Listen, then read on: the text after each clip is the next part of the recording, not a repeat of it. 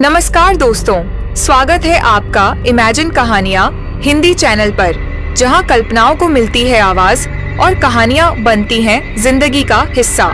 आज हम आपको लेकर चलने वाले हैं एक ऐसी रहस्यमयी और रोमांचक यात्रा पर जिसकी गूंज युगों तक सुनी जाएगी। जब अंधकार ने धरती को निगलना शुरू किया, जब मृत्यु ने जीवन को चुनौती दी, तब जन्म लिया एक ऐसे योद्धा ने जो था अमृतत्व की अंतिम आशा। यह है अमृतवंश का अंतिम योद्धा।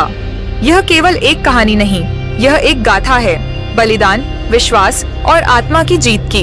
तो अगर आपको हमारी यह अद्भुत और प्रेरणादायक कहानी पसंद आए तो चैनल को जरूर लाइक, शेयर और सब्सक्राइब करें, ताकि हम आपके लिए और भी ऐसी ही कहानियाँ लाते रहें। तो चलिए शुरू करते हैं यह अनोखी यात्रा अमृतवंश का अंतिम योद्धा के साथ। जब संसार अंधकार में डूबने लगा, जब समय और मृत्यु ने हाथ मिला लिया, तब जन्म लिया एक ऐसे योद्धा ने जो अमृतवंश की अंतिम आशा था।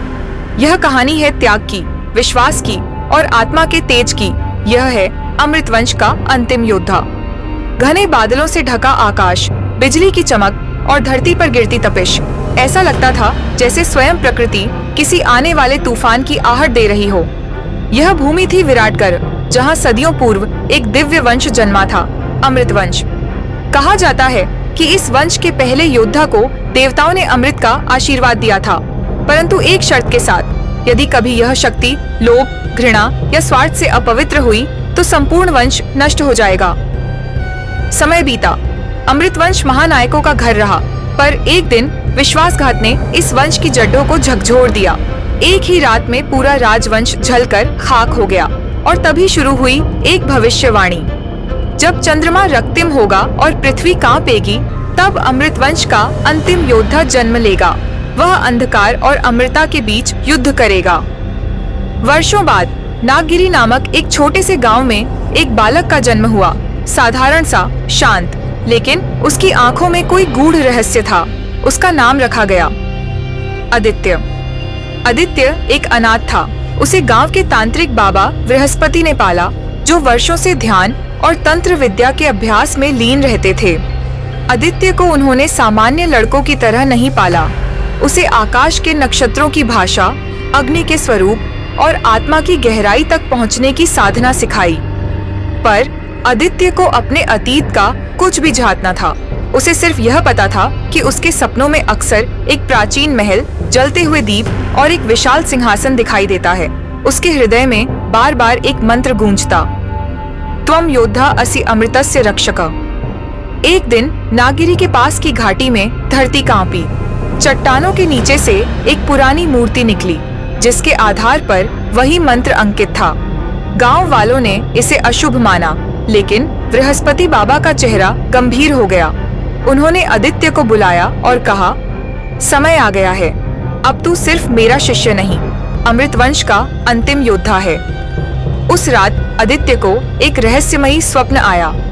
स्वप्न में वह एक तपस्वी से मिला, जिसने उसे एक ज्योतिपुंज में खींचते हुए कहा, तू ही है जो उस बंद दरवाजे को खोलेगा जहां अमृत छिपा है। लेकिन ध्यान रहे, अमृता का द्वार सच्चे बलिदान से ही खुलता है।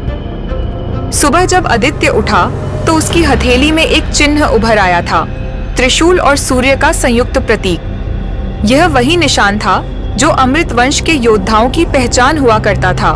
अब आदित्य के सामने दो रास्ते थे, एक जिसमें वह साधारण जीवन जिए और अतीत को भुला दे, दूसरा जिसमें वह अपने वंश के अंत का उत्तर खोजे और उस अंधकार से लड़े जो धीरे धीरे संपूर्ण धरती को निगल रहा था।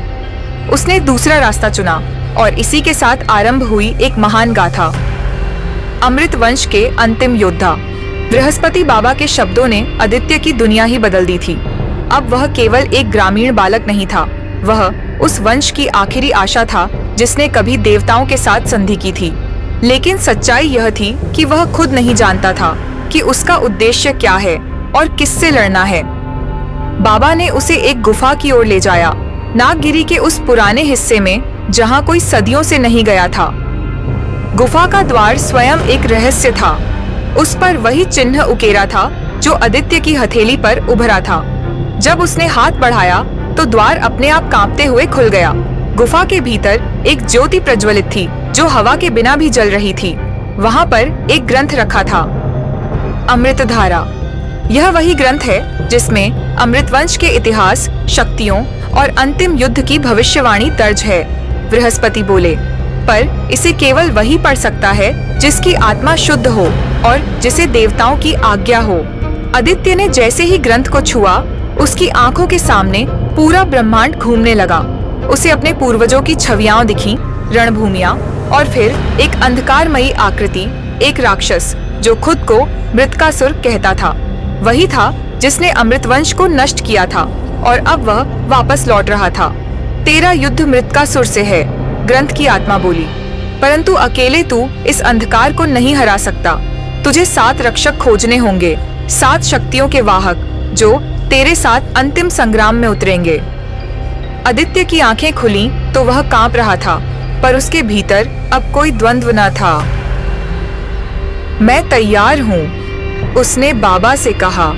बृहस्पति ने एक पोटली दी।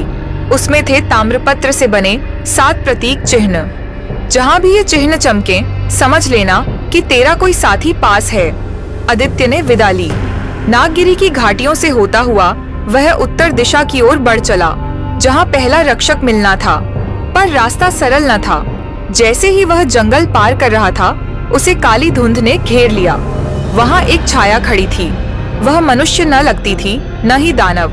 उसकी आंखों में नीला जादू था। कौन है तू? आदित्य ने पूछा।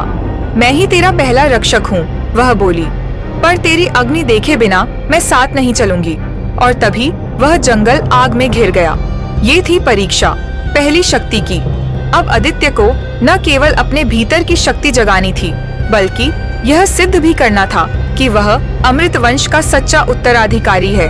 और इसी अग्नि परीक्षा के साथ शुरू होता है अगला अध्याय, उस यात्रा का जहां हर कदम पर अंधकार गहराता जाएगा और साथ ही चमकता जाएगा।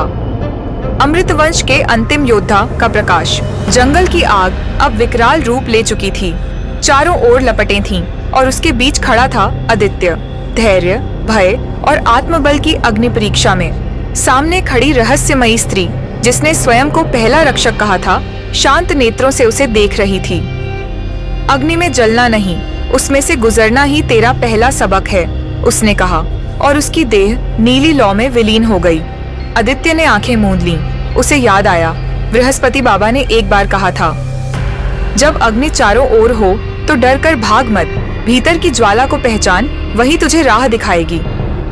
उसने लंबी सांस ली और चल पड़ा, लपटों के बीच।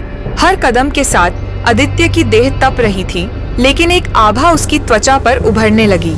जैसे जैसे वह आगे बढ़ा, लपटें खुद पीछे हटने लगीं, और तभी अग्नि की लपटों में से वह नीली आंखों वाली स्त्री प्रकट हुई। अब उसका स्वर बदल चुका था। तू सफल हुआ, अब मैं तेरे साथ हूँ, उसने कहा। उसका नाम था यामिनी। वह नील शक्ति की रक्षक थी, अग्नि और माया की स्वामिनी। उसके हाथ में एक अग्निकुंड से बनी माला थी, जो आदित्य के ताम्र चिन्ह के साथ स्वतः जुड़ गई। अब दोनों ने उत्तर की ओर यात्रा शुरू की। वहां एक पुराना नगर था, चंद्रवाटिका, जो वर्षों से वीरान था, परंतु पुराणों में वर्णित है कि वहीं छिपा है द्वितीय रक्षक। रास्ते में आदित्य और यामिनी ने देखा कि भूमि पर हरियाली मुरझा रही थी। एक जहरीली हवा बह रही थी और पेड़ों से काली छायाएं निकल रही थीं। मृतकासुर जाग चुका है, यामिनी बोली। ये उसकी छायाएं हैं जो रक्षकों को रोकने भेजी गई हैं। आदित्य ने अपनी हथेली पर चमकते चिन्ह को देखा। वह हल्के से कांप रहा था। तभी एक कांटेदार बेल ने उसे घेर लिया, पर यामिनी ने अपनी माला से अग्निवलय बनाकर उसे बचा लिया। चंद्रवाटिका पहुंचते ही उन्हें वहां एक बच्चा मिला, पर उसकी आंखें बूढ़े जैसी थीं। वह बार बार वही मंत्र दोहरा रहा था जो आदित्य के स्वप्नों में गूंजता था, त्वम योद्धा असि अमृतस्य रक्षक। यामिनी घबरा गई। यह कोई सामान्य बालक नहीं, यह तो स्वयं अप्रबुद्ध वर्ण है, ध्यान और ज्ञान का रक्षक। यह दूसरा रक्षक है, परंतु किसी भयानक शाप के प्रभाव में है। अब आदित्य को न केवल रक्षक को पहचानना है, बल्कि उसके शाप को भी तोड़ना है। उसके पास समय कम है, क्योंकि मृतकासुर अब सपनों में नहीं, यथार्थ में लौट रहा है। और तभी चंद्रवाटिका की धरती कांप उठी। एक अंधकारमयी द्वार खुला और उससे निकली मृत आत्माओं की फौज। युद्ध अब शुरू हो चुका था और यह तो केवल शुरुआत थी। अमृत वंश का अंतिम योद्धा अब न केवल वंश का बल्कि संपूर्ण मानवता का रक्षक बनने जा रहा था। धरती कांप रही थी और चंद्रवाटिका की शांति अब अतीत हो चुकी थी। मृत आत्माओं की फौज धीरे धीरे नगर को घेर रही थी और उनके बीच शापित रक्षक प्रबुद्ध गूंगे भाव से मंत्र दोहराता जा रहा था। यामिनी और आदित्य दोनों तैयार थे, लेकिन यह युद्ध केवल तलवार का नहीं, चेतना का था।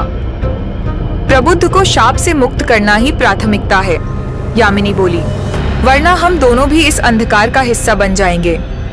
आदित्य ने फिर वही मंत्र दोहराया, त्वम योद्धा असि अमृतस्य रक्षक। और प्रबुद्ध की आंखें एक क्षण के लिए चमकी। वह कांप उठा, पर तुरंत ही उसके चारों ओर एक काली परछाई लहराई। ये मृत्कासुर का अधिप्रभाव है, यामिनी बोली, हमें उसे अंदर से तोड़ना होगा। आदित्य ने अपनी हथेली में उभरे चिन्ह को प्रबुद्ध के माथे पर स्पर्श किया और अचानक एक उज्जवल प्रकाश फैला।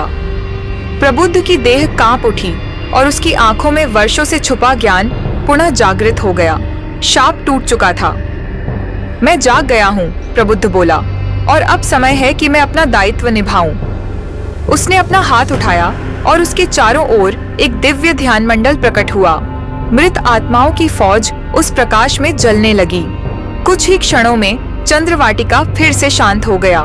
प्रबुद्ध ने यामिनी और आदित्य को नमन किया और बोला, अब हमें अन्य रक्षकों को खोजना होगा, समय कम है। अगला संकेत उन्हें दक्षिण दिशा में मिला, जहां वायुवन स्थित था।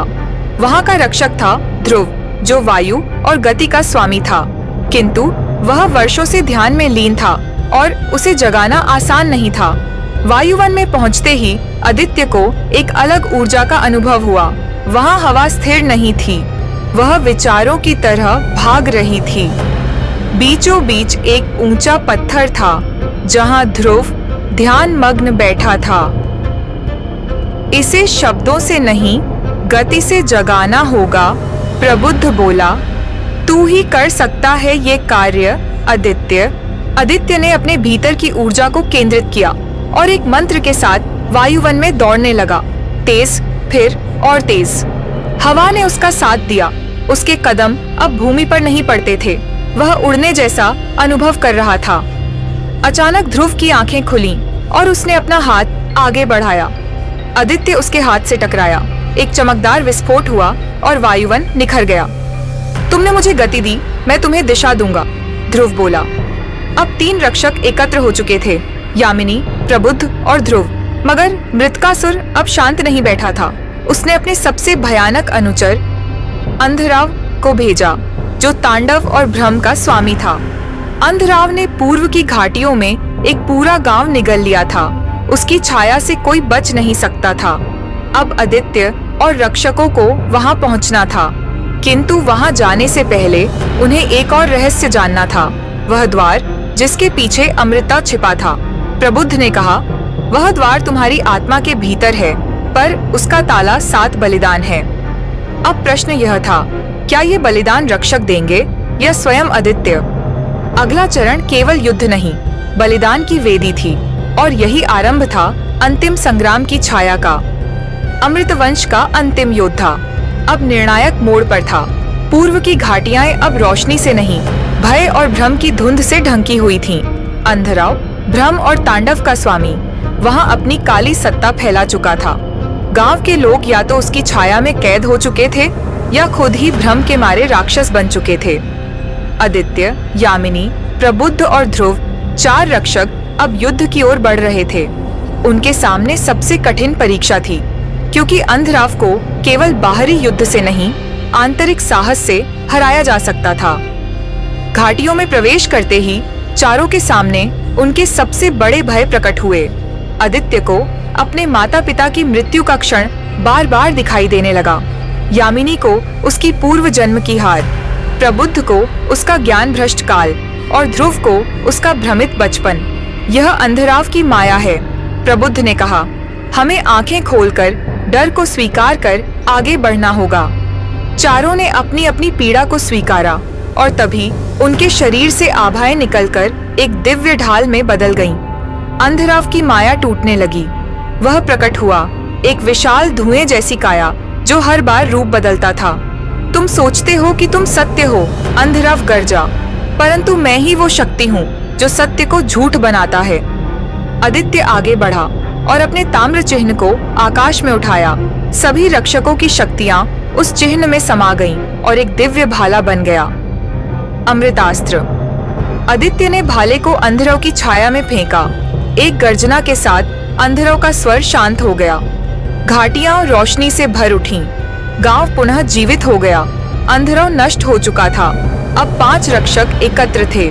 शेष 2 रक्षक, नेत्रिका जो दर्शन और भविष्यवाणी की स्वामिनी थी, और भूमिदेव जो प्रकृति और तत्वों का स्वामी था, उन्हें मार्ग में मिले और उन्होंने बिना युद्ध के अपनी शक्तियां आदित्य को सौंप दी, क्योंकि उन्हें विश्वास था यही अंतिम योद्धा है।